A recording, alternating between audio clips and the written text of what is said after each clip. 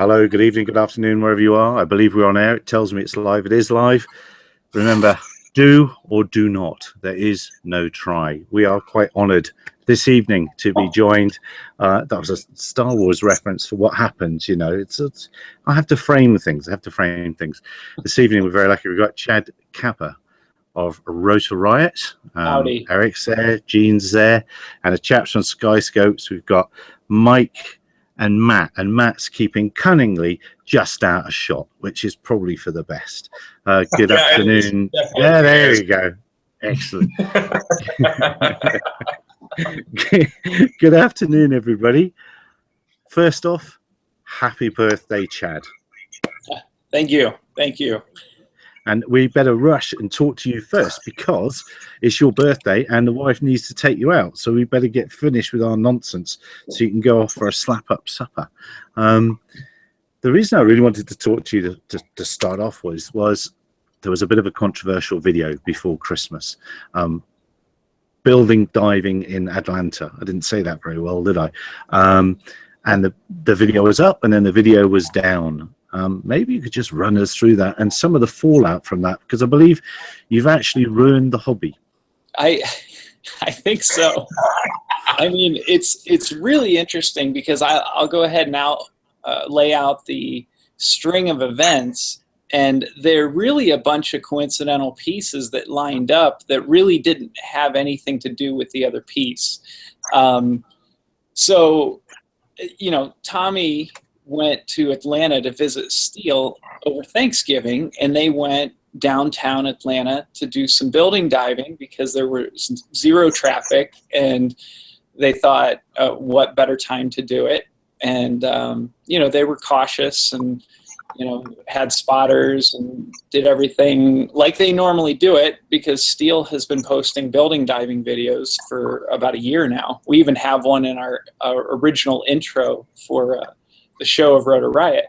And so then right before posting it, Matty Stunts posted something on Facebook saying if he sees another building dive, he's going to be sick or something along those lines. And even that alone had created some debate and distension.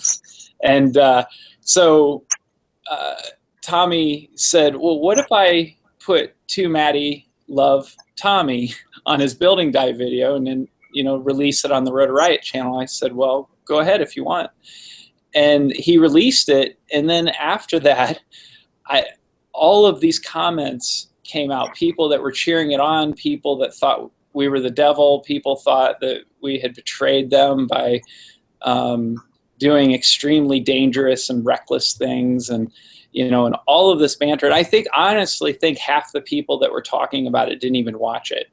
I think they just heard that somebody dived a building, and then just started sharing opinions. But so then, because of all of the backlash and the chatter and the drama, we have a parent company that I had sold flight tests to back in 2014, and that's where I had developed Rotor Riot, was within this holding company.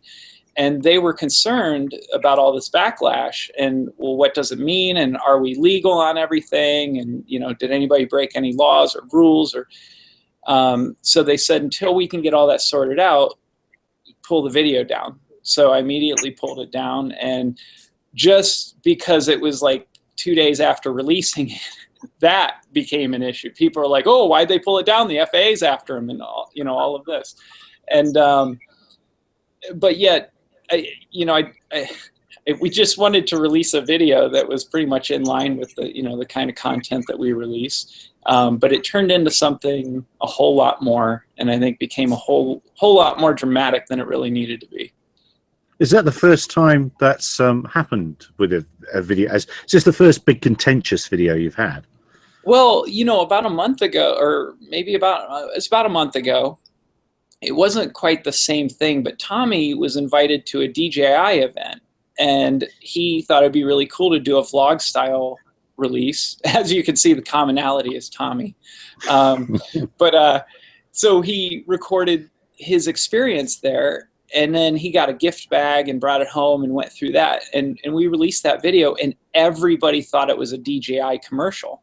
Everybody thought DJI was paying us to do this. And so what happens is when you get like the first 10 comments and they say something that's common, all the rest start to follow suit. So the first couple were like, this is a DJI commercial. I can't believe you guys sold out. So then every comment after that was about that. So we pulled the video because we're like, we didn't get paid a dime. We weren't asked to do it. We just did it because we thought people would be interested in what it was like going to a DJI event. So there's that, which is not really controversial, but it's funny how things can be misread. And it was just like you had asked me earlier, Gary, about the subsequent video was the police. We had the cops in the one episode where we were at an abandoned hotel or abandoned hospital. And it's funny because that one was one that it kept getting pushed. We had other videos that had to go ahead of it, and it was a little bit older. But since we pulled the video and we had to keep moving forward, we released that one, and it was just a timing thing. We didn't plan, okay, let's do one with cops since everybody thought we were in trouble. But it's funny how all these things just, once you line them up, people start to make through lines, and then they make that a story. And they're like, oh, this happened because of that, and this happened. We're really not that organized. That sounds just like us. That's fantastic to hear that we're not alone in that sort of way of thinking. So if we pedal backwards a little bit from Rotor Riot, you really started you make lots of other films. You're an independent filmmaker. Is it Stone Cat Productions, I think? Yes, that's my production company. That's your production company, isn't it? But also the very, very famous Flight Test. I love Flight Test. My son Daniel here. Daniel loves Flight Test. Daniel's friends love. I've got to put a picture of him up for this one because he'll just That's great. That'll make him chuffed. Yeah, and I know at least 5 or 6 youngsters, 13, 14-year-olds here that watch it and suck it all in and tell me exactly how to do things based on what they've been told because of Flight Test, and fly in a lot safer fashion than I do because of Flight Test. So that's great. It's done well. So I have to congratulate you on getting that out there. How has the transition been then from Flight Test to Rotor Riot, and is there sort of a sentence of learning? What sort of things did you really learn coming out of Flight Test? Well, it was definitely easier transitioning out or away from Flight Test than it was into Rotor Riot. So because it was back in 2014 was when I was ready to hand off the baton, and Josh took over the company and did a fantastic job of continuing to grow it. And I'm very proud of him and the whole team.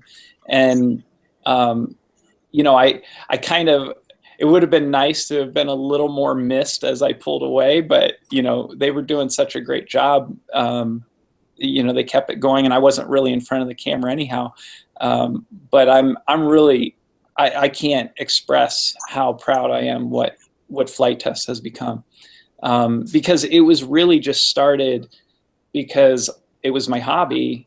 I got into the hobby about 6 months prior to starting Flight Test, so it was kind of instigated by my journey. And I guess, and I don't want to say I was done with that journey, but I was always excited about multi-rotors. That's what got me into RC in the very beginning, was multi-rotors. But then I got excited and interested in warbirds, scratch builds, you name it. Like if it flew, I would fly it. And, and I loved that. But then as the drone racing sport and everything started to come about, I started to realize or recognize that there's a different culture. It's kind of like, I don't know what you would describe, maybe like NASCAR and motocross. It's just, they're not exactly the same crowds. And I was really interested in exploring that. And so the mission was to, I guess, have a transparent view into this new budding, emerging culture. And that's why probably the number one comment I get about the show in general is, you know, where are you trying to go with it? And the thing is, I'm not necessarily trying to go any particular destination. I'm trying to unveil a culture that's already there and maturing. And that's the fun of it, is to watch this culture mature and gel and see what it is, because it's very different from flight test. And because of that difference, and you know, I'm not all one or the other. I'm just a piece of both. But people like to say, oh, well, that's Chad, he's flight test. Wait, now he's got a bunch of guys swearing and, you know, doing this stuff. What's he doing? He's out of his mind, you know. And I'm not doing that. I'm revealing that. I'm showing that. And I think that's the hardest concept to get across to people. Like, I didn't make Josh. Josh is Josh. He's the same now as he was 5 years ago. I built something around what was already there. And, you know, and he brought the content, he brought his approach. Same thing with Rotor Riot. You know, the guys, it's more of an ensemble, but they brought their attitudes and their talents and their culture. I'm just pointing a camera at it, really. So are you, I don't know if you're familiar with the UK program called Top Gear. It's almost like you're building the little groups of people. Yeah, but you're doing a great job. Sorry, I'm ranting on. You're doing a fantastic job. It's your birthday, and you've got to go. So where's this taking you? Don't feel pressure. Where's this taking you then? So what can you see happening in the future for Rotor Riot?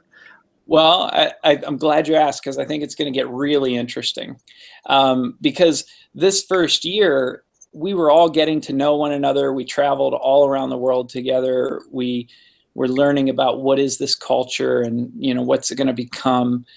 And the guys, for the most part, would look to me as to, hey, what episode are we doing next? You know, but now we've had a full year together, and we've had plenty of opportunities to understand, like, the format of the show and what our audience likes and what we like to do. And so now is the time I'm going to start to hand the baton over to the guys. I'm going to let them, you know, primarily at the core, it's Tommy and Steele, and they are going to determine what episodes are made. They're going to determine, you know, what products are covered, what shows are done. I'm going to hand it over and let them do their thing.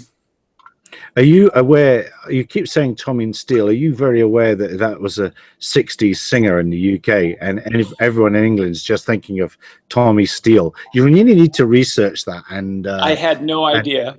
Yeah, best you do that, and you might want to say Steele and Tommy if you want to be down with the kids or whatever they do, you know, because kids do these things, don't they? So no, it's just every time you've said that, I've thought, oh, Tommy Steele, cheery Cockney chap, very good. Yes. Or I'll say Tommy Mr. Steele. Yes, something like that. Yeah. No, I had no idea. I'll have to look him up. You will have to look that up. Yes. So, what projects have you got to go? There's projects for flight test, obviously. I mean, are these quads fast enough for you? Flying high enough? Is it HD enough video for you? What sort of things can you see rolling out? Well, I mean, you know, one of the things that we love about competition, you know, and pushing the technology and racing, all of that, it pushes the technology, it pushes the innovation. And, you know, we want to continue to, you know, pour fuel on that fire. One of the things that we're bouncing around, and I think we're going to commit to it, is creating the fastest drone in the world. Because of the connections between all of the Rotor Riot members, we know just about every manufacturer in the space.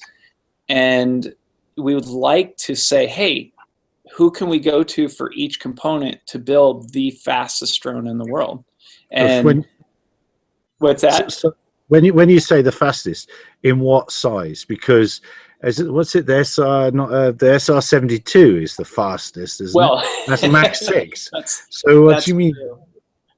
I think, well, one, I think it's multi-rotor. So we're Okay, multi-rotor. okay. And then I think two, it's not going to be a 250 size. I would assume it would probably be somewhere in a, maybe even a 10-inch prop. It's hard to say right now. But I think just whatever could be the darn fastest. I mean, And then what Well, you down the measured? limitations. What's that? Sorry. There are going to be some physical limitations to making any rotor thing go very fast. Right. So it just needs to be faster than the fastest. There you go. The current fastest, yeah. Which I think, what's that thing? That lad managed to get a fantastic coverage. Was it the Teal drone with that lad? Yeah. 70 miles an hour, world's fastest, according to every newspaper everywhere. So it must be true. It's the fastest production drone. That's right. So what's the Phantom goes? I think 50, 45, 48, something like that. So what sort of course would we be having here? Measured mile or something like that? What? Because it'd be great if, okay, you say you've got the fastest, but what should be fantastic is if you could replicate it all around the world and say, well, actually, we're faster than you. That would be cool. Hey, have you seen the Japanese-U.S. robot fight they're planning? No. My son's been following it. I don't know the name of the companies or anything, but they're actually building like mech warrior robots, and U.S. and Japan are going to fight. So I would just bring that up because maybe we could do something like that in the drone world. Yeah, but not just fight, have but race. No. They must carry flowers and hearts and things like that. Yeah. No, have I got that wrong? Oh, again, I'm not down with the kids. No. But it'd be interesting. Yeah, the size of the course and stuff like that would be very cool and work out. Yeah, and then how are you going to time it? Because that would have to be consistent all the time, wouldn't it? Get Trappy's timing system in, I suppose. Oh yeah, he'd love that. He'd love that. He'd definitely love that. I'm curious. You brought up Teal drones. What do you know about them? Oh, I know nothing other than all the press releases and the stuff that's released, and it was very little. And I thought it was just a very clever way of spinning out a pretty standard sort of a thing. Because to be able to if it can fly fast, it's all very well owning it, but you've got to have the skills to fly it fast, haven't you? It's meaningless. I've been having a lot of fun. In fact, I'm going to put up I'm going quite the opposite way, but again, I am an old man and not down with the kids. When I was looking at Rotor Riot, I'm putting this up. I know there's Gene. He's on a call out. Gene does search and rescue, and he often gets called out from this. Either that, or he's a pizza delivery guy, and that's what he's going to do. I looked at Rotor Riot, and I looked at your shop, and yeah, you've got the Inductrix there, and I bought my lad a little a QX90, I think it's called. I bought down one of those, and I must admit, I've been. E-machine, that's it. I've been having more fun with it than he has. I think it's just fantastic fun being able to FPV around the living room here, or just the garden under the trees and simple obstacles. And I think that's the best FPV flying I've done. But I'm an old duffer, and I see you guys are selling them, so you must enjoy them as well. Oh yeah, these are great. I was saying we did try the Eachine X90 or XS90, and they don't crash well. They fly well. They're fast, but they don't crash well. This particular model crashes extremely well. The weak point is these little cross members right here. You can see the little bars will break, and my little trick is I use E6000. You just put a little dab of E6000. It's a very like silicone rubbery glue, and it sticks to that stuff great, and it'll repair it. And it takes a couple hours to dry, I think, but it's very, very strong. You won't break it again.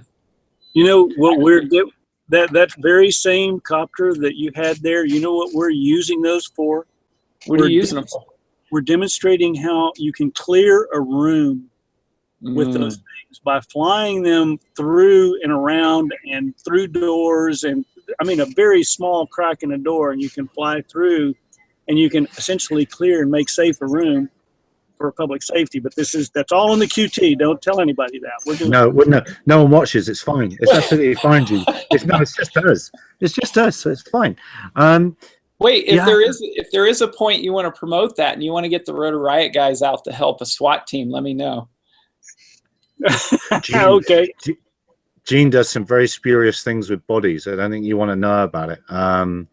He actually detects shallow graves, but that's another story altogether. I saw Mr. Steele had quite a good video about that today or yesterday or sometime recently. He flew through his house as a challenge.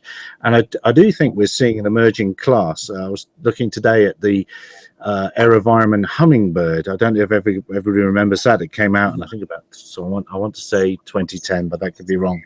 Now, that would be fabulously expensive. I shudder to think how expensive that thing is. And to all intents and purposes, these Inductrixes and all these other little quads are doing exactly the same thing as the DARPA-funded multi-million-dollar thing within 5-10 years of the release of the other thing. So it's definitely, there's no doubt that well, that right there is a really good point I want to touch on, because these things and this technology has been around a lot longer than it has been popular. So, but what happened was they had to first see the interest in it and then what people could do with it. Then they're like, holy crap, we can do that. Let's make a crap ton of these. And they did. But the technology to make those has been around longer than it's been popular. So it's interesting how innovation gets pushed because of toys, because of the hobby. No, you're exactly right. The larger racing classes, I think, are pushing what will become industrial inspection machines. They're producing the motors for it, reliable speed controllers, better batteries, better sensors. It's all going to come from that. And very soon somebody will announce the very new and latest, and we have just invented this, and people from this community will go, hang on a minute, that's a thingy speed controller and a what's a bob propeller and a thingy bob engine that's not new at all. But mark my words, it will be reinvented very soon. It will be. Yeah, no, it will. No, it's exciting stuff. The rest of us are kind of more fixed wing flyers, I suppose, really. But I am getting excited about multi-rotors again. I'm trying hard to remember what else I was going to ask you about. I can't remember, Chad. I can't remember. I get to meet Bruce digital face to face. Yes, Bruce. Bruce is here. Bruce, I'm glad you joined us, Bruce, because we're just talking about Inductrixes, and it does sound like something that involves bondage in leather and stuff, doesn't it? But anyway, we were just talking about that, and of course they've got the ducted fan on them, and you've had a video about ducted fans because you think they work. A lot of people say they don't. Have you flown one of those Inductrixes?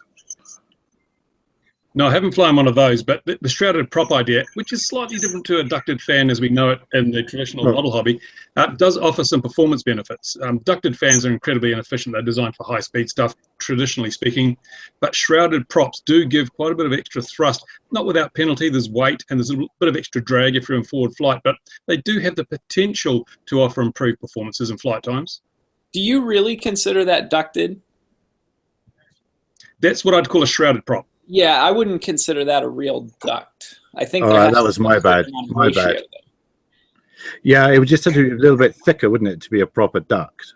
I would think. I think it has to be a certain ratio of height to diameter, but I don't know what it is. You've gotten it all wrong again, Gary. Oh, here we go. Yeah, come on. Well, you'll know. I always get it wrong. That's my job. My duty is to get stuff wrong, and you guys correct me. That's what I do. Well done. So I'm quite good at it, aren't I? So, Bruce, you've had a gentle flying week this week. You had a great New Year's fly around, and you flew that lovely ultralight sort of thing on your Friday thing. How's the weather going for you now? I tell you it's going to rain soon in a couple of days. It's raining here now. Yeah, it's crap actually. This has been one of the worst summers ever. We've had 1 or 2 good days, but yesterday it rained all day. The day before that it drizzled all day, and today we've got 35-kilometre-an-hour winds, and I've got my shirt on. Look, it's cold. So our summer is still missing in action. Shame, man. So what are we looking forward to next Friday on your channel? Probably the S800 Shadow Wing, whatever it is. It's a flying wing designed specifically for FPV. Okay, good. Looking forward to that. I've got an FPV project on the go for myself as well, and I was just relating earlier how amazing you can buy cheap OSDs and all the gear for next to nothing now, like $30-40, and there's no setup involved. It's quite amazing. That's going in a glider. That's going in an old man's aeroplane for a little bit of thermaling. Now, what else did I want to talk about this evening? Gene, let's. Have you seen anything this week? Because you've seen nothing this week. No, I've actually seen a lot this week, but I did want to say that you made fun of me about knowing things about bodies. That Sydney, Australia, called me, and on New Year's Day. So fun never ends for me. There are no holidays, but they've asked me to come in or help participate in some of the cases that they've got down there. So. Here we go. It's worldwide, but is unfortunately the trouble is talking to you. It's always grim, isn't it? So is that going out to look for more shallow graves? It's showing us the ceiling again. I did it again. So is it every time? Okay, no, yeah, unfortunately that's the case. Yeah, New Year's we were out and we did another search, and it was a homicide, and it was really, really grim because this young lady ended up being in plastic baggies in the garage. But yeah, that's unfortunately that's the way it works, and sometimes we have those ugly things. But other than that, I've been watching this class action suit with the Karma. That's another thing. I know we're going to talk about that. But I think one of the most important things I've seen, autonomous drones carrying people. That's coming. Have you seen that we've had an increase in the ID10T code that, people are actually strapping things to their self and spinning them up and being lifted off the ground. Have you noticed? Yeah. Because I always think a multi-week controller would be just the thing to fly me around the sky. That I'd go for that every day, all day. I could think of nothing safer. I think that just proves Erich line. I know you've heard it, but there is no dumbass vaccine. I'm just shocked that people would do something like that, but you see more and more people doing it. It's crazy. Do you guys know what Casey Neistat used for his? The Samsung bird. That was just a custom Samsung bird, and I don't know. I'm pretty sure that could have been an autonomous one. And I'm a fan of Casey Neistat, but just watching him get pulled up in the air, I'd have to echo Gene's sentiments there that was an ID10T error. But I think that if you just Google human flying drone, you guys, while we're talking about controversial drone videos, Casey Neistat dressed up as Santa. We probably should have even brought it up last week at the YouTube chat, but have you guys seen the EHong human flying drones? Those actually I think are more autonomous, and maybe actually we'll see a real future with those sometime soon. Well, I've seen the NASA V2s and things like that thrash themselves to death. And I would hate to be attached to something large enough that could thrash me along with it, because I know it would be a slow and painful death. I think there was a little bit of controversy with that. I think two things with the Casey. We didn't mention it last week because I didn't want to give him any more oxygen, really. But I don't think it's gone as viral as they hoped it would have done. It's gone big, but it's not gone super big in YouTube terms. It's not popped up in my feed, my Facebook feed, all over the place from people I don't know. And I heard there was no cutaway for him. They didn't. He was strapped to that thing, and that was that. There was no cutaway of any sort. So yeah, a brave fellow. It's really interesting about views. There's really hardly any drone videos that have ridiculous amounts of views. But you know what? I can find a bunch of hot knife videos that have over 20 million views. So I don't know. That doesn't make any sense to me. Yeah. But there's literally a guy or a bunch of people that heat up a knife till it's red hot and cut through stuff. And there's dozens of videos that have 20 million views. I'm going to heat up a drone and put it in a hydraulic press. Yeah. Hot drone video. I'm going to cut a Phantom open with a 1,000-degree knife. I want to see how that does. Yeah, it's that channel of people cutting things, isn't it? And they cut their YouTube button and all those sort of things, cutting things in half. Yes, I think thankfully Bruce has joined us from a reasonable part of the world, and for he and I from the outside looking in at you all over there, it's very interesting and amusing. It's talking for you, Bruce. I'm sorry, but it does seem strange sometimes from where we sit. I thought he's unmuted his. From where we sit. Yeah, I don't know. So Chad, then that's quite in some ways it's a little bit of an important thing you say. So you say there's not a huge amount of well hit up drone videos. Does that mean we really? I'm seeing the industry as having moved on a little bit, but it's still much earlier days than I think it is. Yeah, I think the market is not as big as we in it think that it is. There is obviously a decent sized market, but what's happening is the hype and all the excitement and the people trying to make product is growing faster than the industry. So what's happening is it dilutes the market. So you've got all these, I've talked to at least 4 or 5 of the top manufacturers in at least the hobby space that have all said that they've had less than projected sales. And I think that's why. I think everybody, it's getting on ESPN, it's getting a lot of hype. So people are like, oh, I want to get into that industry. I want to make some money. So you have all these people jumping in, selling, reselling stuff. And the people that have been in it for a while, we're expecting this trajectory, and now it's getting diluted because people will buy the cheap stuff. So, if there's a lot more cheap stuff available, it's gonna dilute the market. Yeah, I got sort of shot down for saying that this Christmas was peak drone. I thought last week I said I thought it was this we've hit peak consumer drone. So maybe I am completely wrong about that, and I have no real idea about the numbers. I actually really think you're putting out fake news again. What's that? Fake numbers is fine. Hang on. I think we're 2 years away from peak. Okay, all right. I'm making a note of that. Big effect, doesn't it? I mean, the fact that we're now regulating children's toys, that's also had a huge impact. A lot of people might have gone out and bought a drone and had some fun. Now they're thinking, oh gosh, there's a risk because if I break the rules, I could be fined or in prison. That sort of puts people off, I think.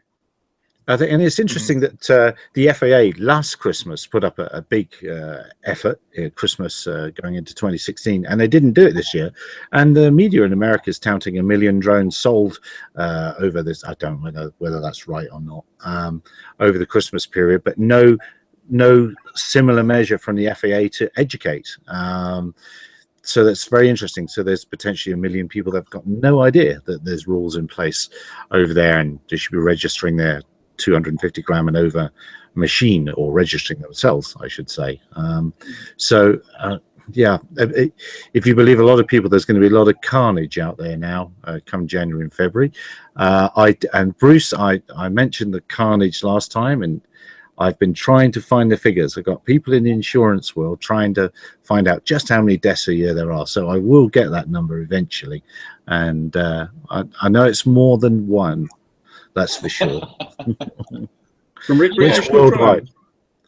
trial. RC World. RC World. I wouldn't say recreational. You've got to distinguish, though. This is another bone of contention. Drones are not RC models. Drones are not radio-controlled model helicopters. Drones are consumer devices that anyone can fly. So they can't lump them all in the same. It's like putting racing car deaths along there with the road toll or vice versa. It's two completely different aspects. And I really get kind of cross at regulators that are too lazy to draw a distinction. But they haven't, have they? They've lumped them all in together. Sorry, Chad, after you.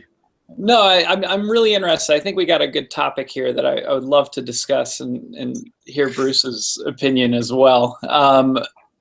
So I look at when people strap on the goggles and they fly FPV for the first time and they really get to experience it and control it, it's like a drug.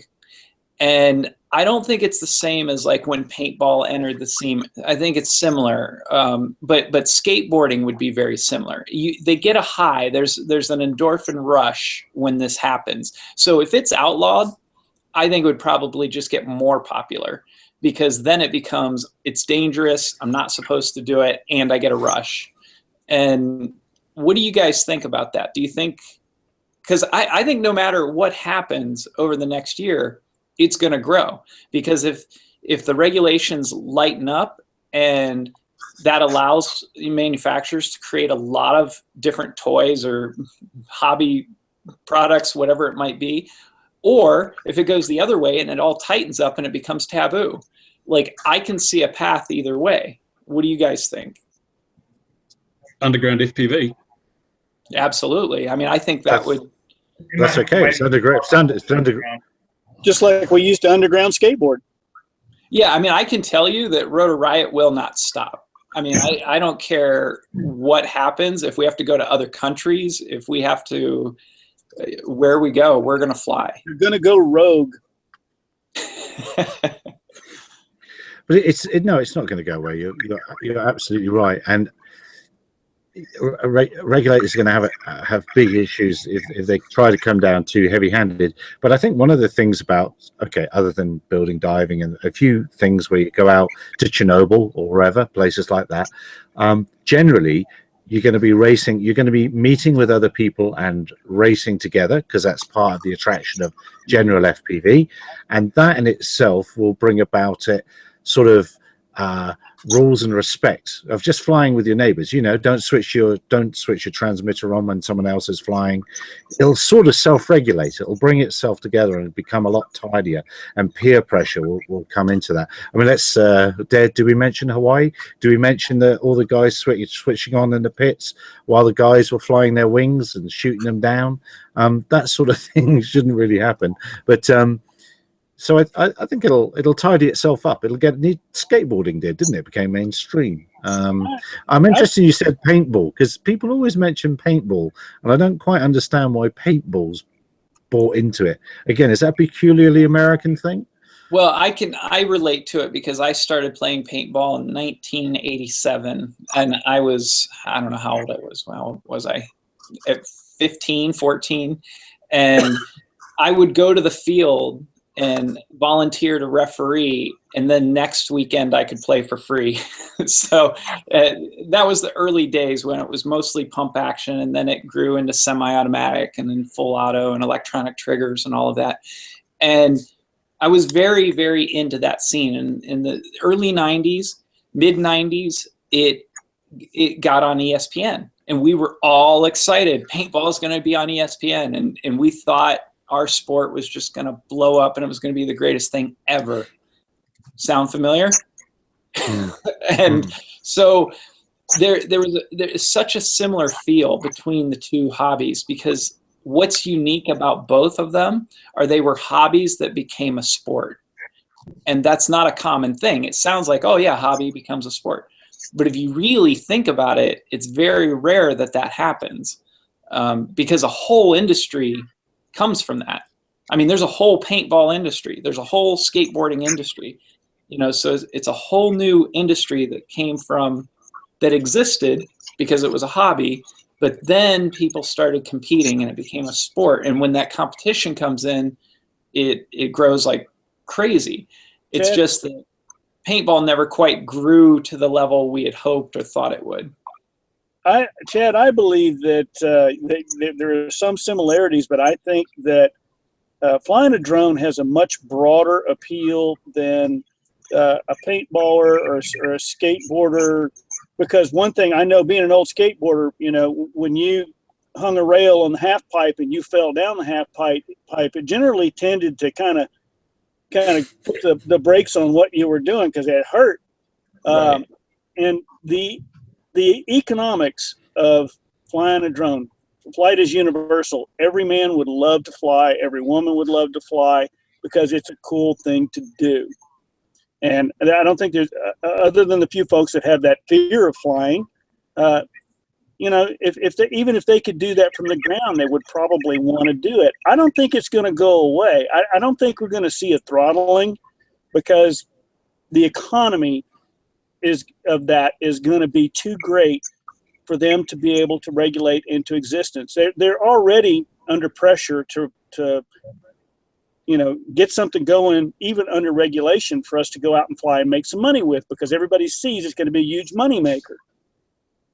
So I believe that even just the small stuff, the little guy that you had just playing around in your backyard or diving off a building, whatever you want to do, as long as you can do it safely, and the technology is going to continue to advance, as we've all agreed, that soon that little guy is going to have sense and avoid. It's going to have, you know, some sort of, you know, back channel comms to things. It's going to be Star Wars, and we're going to have fun with it. That's the way I see it going. No, I would agree. I think somebody said the other day that, you know, paintball is not as relatable. For one, if you don't like guns, you're probably not going to play paintball. But a drone is approachable, and I mean, pretty soon everybody's going to have a drone of some sort. They're going to have one of these because they got it as a gift, you know, right. And so they become much more relatable, even more relatable than a skateboard. And it's just not there yet. You know, that's why I think we're still 2 years away from that consumer peak. Yeah, that's why I think we're still looking at a problem of definition, because we're saying drones, but drones covers a big area. It's like the little machine that Chad had there, right through to a large octocopter with a red camera on it. And there are multiple areas within that. We look at the problem makers, the other people with their store-bought Phantoms or whatever that go out and try and capture pictures of airplanes landing at an airport. They're not the same people that are racing mini quads in a park or in a deserted building somewhere. Completely different group of people. And people who use drones, a lot of them just want it because it's a camera with wings. It's a camera that flies. Their interest is the photography, not the flying. So we need to get more proactive in saying, well, this is our sector of that market, and we shouldn't be regulated the same as that sector, because we are a different set of risks, a different set of skills and knowledge. And the regulators have to start realizing that they're not dealing with one community here. They're dealing with multiple communities with different risk profiles and different activities. And if they want to provide safety, they've got to appreciate that, because otherwise, if you make your regulations too draconian, the people who aren't the problem say, why are we being penalized for the actions of others? And they say, well, damn the rules, I'm just going to do what I want to do anyway. And so you lose the effect. Here in New Zealand, we've got a lot of tourists here at the moment. I looked on YouTube last night and I found more videos than I could poke a stick at of tourists coming to New Zealand and flying complete violation of the rules. Is there any enforcement? No. But if you're a local and you do that, they're going to ping you, because when you put your video up on YouTube, they can track you down and find out where you live. They're not going to do that to someone who comes from Japan or America or Australia. So what the regulators are saying is, we're only going to prosecute locals, and tourists can do what they like. It's a mess. It's a total mess. Huh. Yeah, I think that's a really good point. And I use the word drone mainly. It's so frustrating because type racing quad, you're going to get a 4-wheeled vehicle with a 250 engine, you know, and you can't find these. You know, like it's hard. You have to type drone as the only term that you're going to be able to find that, as if you type racing drone. So I just go with what people understand, just because I primarily work in, I guess, entertainment and marketing. So I know that it's much easier to adopt the language of what people understand than to try to change their language before you have the leverage to do so. We have felt your pain, Chad. What's that? We have felt your pain on that one. Yeah. Well, for the first 3 years of SUS News, I refused to use the term drone, and then I just gave up because we just disappeared. We just disappeared. I saw it coming 2 years ago, and I'm like, I'm just gonna embrace it. And I took a lot of heat just because I would say the word. My movie that I made is called Rotor DR1. Yes. See what you did there. You see what you did. I got clever with it, but it's you know, I just figured just embrace it because that's what people call it. And you know, the other day I was in Target. You know, it's a local shopping center here, and there was a Phantom in a case. And this kid walked by, and he's looking at it, and his friend, and they're probably early 20s, and he said, "Oh, look, a drone." And he goes, "Oh, we should buy 2 of them and race them."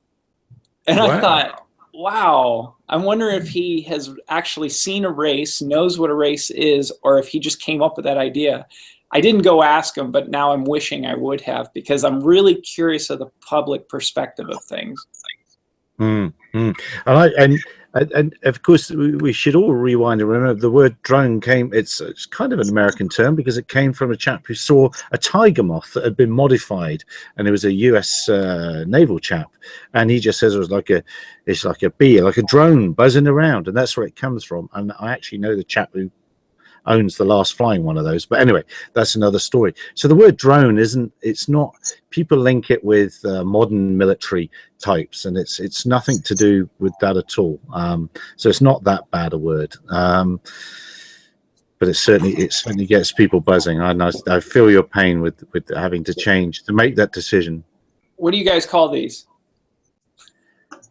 Well, technically, we should call it a small unmanned aerial system. Way too long. Why is everyone laughing at me? Why does everyone always laugh at me? Yeah, no, it's a drone. But then I don't really, because it's, to me, it's got to have a little bit more level of intelligence in some ways. The tiger moth, it's a multi-rotor. Yeah, I don't know. Are we gonna have a vote? We're gonna vote what we're gonna call them. Multi-rotor just rolls off the tongue. Yeah, and that way you don't have to worry whether it's got 3, 4, 6, 8. You know, it's a multi-rotor. Yeah. Yeah, I know. But do you think then that the rules, Bruce, are going to be?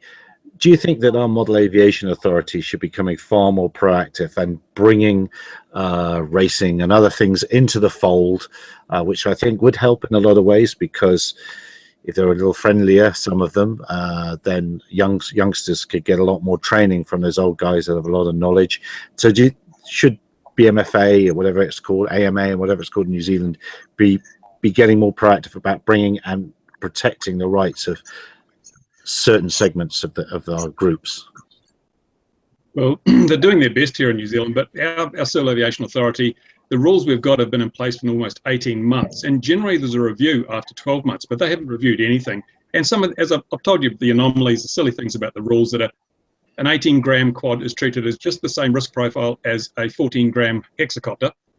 And so it's kind of difficult to deal with these people. I've written them a number of emails making submissions suggesting that they, for example, allow the use of an observer with FPV to be discretionary, because in the full-size aviation field, a lot of things are discretionary. The pilot is allowed to use their judgment to decide what's safe and what's not. But in the model aircraft and the multi-rotor field here in New Zealand, you've got no discretion. It's all down to the rules and regulations, and that's cut. It's black and white, and it doesn't make any allowance for the situation. And I think the regulators' approach is, well, we won't prosecute you unless you're doing something wrong. But what that says is you're allowed to break the rules sometimes and not other times. That's confusing for everyone, especially reads the regulations, has to know about what category of airspace they're operating in, and can't fly their little toy in the local park because the rules forbid it. It's just a nightmare. And as I say, the local Model Flying Association is doing a damn good job, but we're a small group in this country. I mean, the number of people who actually fly model aircraft probably, I think, about 2,200 members, and of those you've got to expect less than half will be active. So compared to the population of 4.5 million, we're a tiny number. So we don't have much traction, don't have much weight.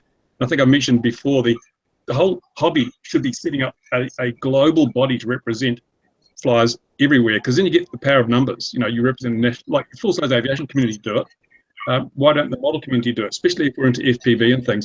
FPV is so fragmented, there's so little representation as a group, as a body, and I find that's a bit of a disappointment, but maybe it'll change, I don't know. Well, if you start one, Bruce, I'll join.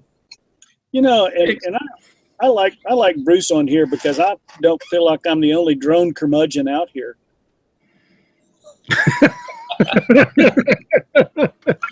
Well, there we are. Just called you a curmudgeon. Yeah, I think so too. Hang on a minute. I've got a book that explains words somewhere. I've just got to go and get it.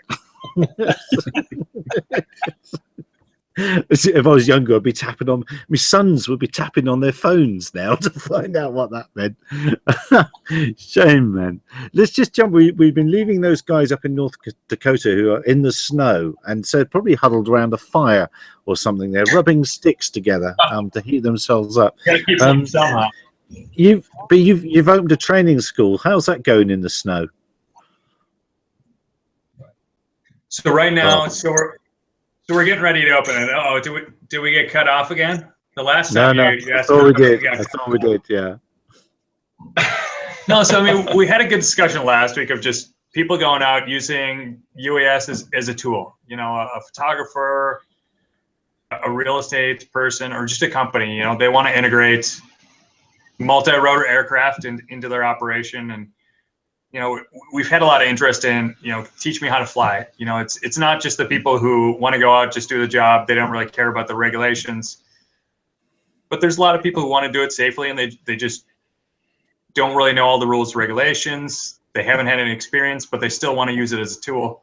So, you know, we wanted to open up the academy and teach people how to do it safely, understand the airspace, and be able to integrate it into their business.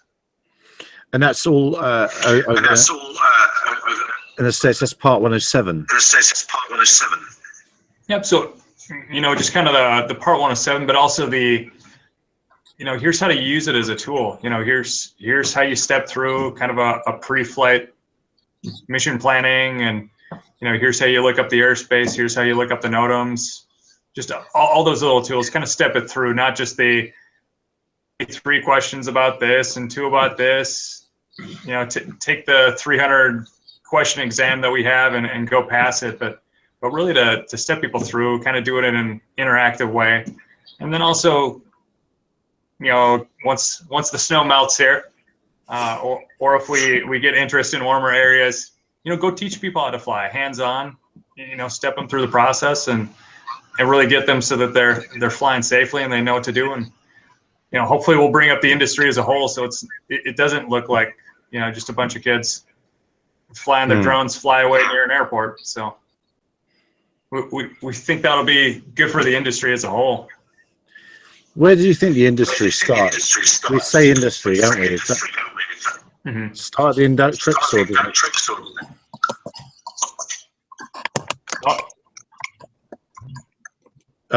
Seeing the ceiling again.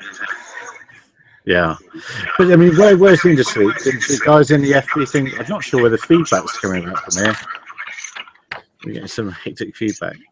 Yeah, so I mean, when we're talking industry, we're talking, you know, less of the FPV, you know, not really the hobby, but more of the people who are trying to use it as a tool to make money. You know, who are trying to go out there and, okay, you know, right now, cinematography, that was the big one. We said there's still lots of expansion in that industry. We were talking about that last week, and you know, those areas, inspection,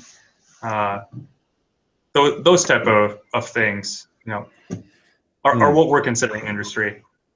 And Erich, I don't know if you're live there. Have you seen anything this week? Caught your eye? I got a lot of feedback on there. I think it's the Skyscopes guys that might be causing some feedback there. An interesting thing I started playing with. You know, I have one of those Typhoon H's, and it has that huge controller, but it's quite capable controller, and has an Android tablet built into it, so it has some smarts in it already. So there's this little software developer out there called Fearsome Technologies, and they made this little thing I'm gonna see if I can. Gary, can I share a screen? Should be able to. Yeah, should be able to. You go to the left, it'll bring up a green box under the top one, and that should do it. Right. There you go. There you go. So Fearsome Technologies makes this neat little app that actually installs on the ST16 like a third-party app on any other kind of tablet. And it is now, as far as I know, the first third-party app unique. It's nowhere and going to catch up with what DJI has with the DJI Go app and things, but this is kind of like the start of third parties leveraging the smarts inside. It's integrated into the ST16 controller from Unique, and also the ST24 if you got the larger birds, the big hexes they have. So as it's rolling by here, you can see that you can actually play back your media instantly on your controller with a little map playback, so it'll kind of split the screen and show you your telemetry over here and your video or pictures, whenever you roll through them. And it also leverages the curved cable cam feature of the Typhoon. So it actually do spline curved routes, and you can use the curved cable cam to create a mission. It's not something you can do mapping with, but if you're going to do image capture for a structure or something like that, or just do a complex route to do a video route around a property or whatever, you can do that too. And you can program the direction of the flight of the bird independently of the direction of the gimbal. And since the Typhoon has a true 360 gimbal, you can be pretty creative in what you can do with that curved cable cam feature. And this little app allows you to visualize exactly what's going on, because it actually pulls up Google Maps. Because ST16, you can actually get online with it as has a Wi-Fi in it, just like any other tablet. So you can pull up and use their little planner here to use a curved cable cam to create missions. Then you save them, and then you can call them up later on. So you're enjoying your Typhoon H then? Yeah, it's a great little bird. It's I think the hardware is gotten ahead of the software, and I think the software we're going to start seeing catching up pretty soon. Because the smarts they have built into the controller, you don't need to strap a big tablet to your controller. It's all integrated, right? And so there's a lot of smarts in there. Also, I've recently done an antenna upgrade from Idolite, which is pretty cool. I'll show that just real quick here. And just has the connectors on top of the controller, so it will literally just be a matter of flying a wire up to it. Yeah, there's if you're like me and you have one of the older pre-pro ST16s, you only have the 2 connections, and so what you need to do is go inside and install a little RF pigtail from one of the modem boards and drill a hole in the top, and that's basically what I've done here. So this hole here and connector, I had to install that. So you got to split the case open and go old school, mod on it. But the newer pros that with the Intel the RealSense and all that, they already have the 3 ports. So the Idolite antenna is literally just clamp on, put the RFs on, and you're good to go. Wow. So, yeah, I've yet to see one of those in the. No, I have seen one in the flesh, and it crashed. But anyway, that's another story. That was at Farnborough, and the guy was showing off. He said those magic words, "Watch this," and he flew straight into the double cage. He's straight into the cage. Oh yeah, very good. What are you going to do next? I saw someone do the same thing with an Inspire, so whatever. Yeah. No, it's not the. As soon as someone says "watch this," then it's game over. Then you just know it's going to happen. Now look, one of the cooler things that Unique has just come out with, and I'm sure everybody's seen, is the new CG-ET. That is a dual EO/IR gimbal. It looks just like the 360 gimbal that the Typhoon normally has, but it incorporates a basic thermal sensor along with an HD RGB sensor, so you can flip-flop. You can also do picture-in-picture. So it actually is the first real payload that Unique has come out with to turn a Typhoon into a working man's UAV, in the case that you can do solar panel inspections, and even nighttime thermal missions, which is really exciting for this platform. seems to be quite a capable aircraft. I was going to do something which we very rarely do here, which is try and finish on time tonight. Try and make it 1 hour only, because Chad's got to go off on his birthday celebrations. We've got to keep reminding ourselves of this. But look, Bruce has left an empty chair, and it just feels wrong now. So I think what we all need to do now is run away, and when he comes back, we'll all be gone. So it's fantastic. Again, people will say I'm supposed to say subscribe and things like that. I saw the Rotor Riot guys had a great idea. Oh, here he comes. Oh, he's made a cup of tea. That's what he's done. Having a phone to say hello, subscribe. I thought that was a very tidy idea. Bruce, we're going to try and finish on time. So you made you a cup. You can have some biscuits with that tea, and you won't embarrass yourself dunking them or whatever you do. So, guys, thank you very, very much for taking the time to join us this afternoon. It's been great. I hope we'll all meet again soon. Hopefully next week, same time, same back channel. Subscribe, whatever things are supposed to happen. And I would bid you all a good day. Cheers, guys. Have a good week. Guys. Thank you very much. Bye. Bye. Happy birthday. Thank you.